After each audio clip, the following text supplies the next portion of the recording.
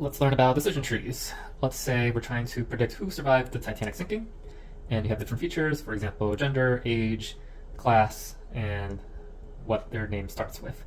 And let's say the survival rate varies, say for gender, say 60% of males survived the Titanic versus 15% of females survived the Titanic.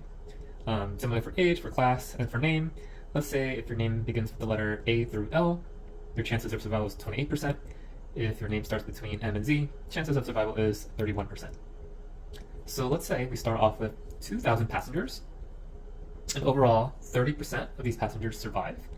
Now, the idea of the decision tree is we want to select the feature that has the most difference in survival rate. So you're going to loop through all your features to see what's the biggest difference in survival rate. So what happens is you would not pick name because look at name, A through L is 28%, M through Z is 31%. Not really much of a difference in survival rate. Instead, if you pick male versus female, it's a 60% survival versus 15% survival.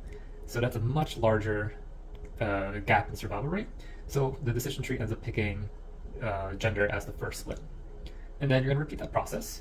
So among the males, which of the remaining features shows the biggest difference in survival rate? Same thing with females. Among the females, which of the features show the biggest difference in survival rate? And let's say for females, the next thing is age. If you're over 30, 30%. If you're under 30, 10%. Again, you want to pick something like name because depending on what the name starts with, it's probably not going to be a big change in survival rate.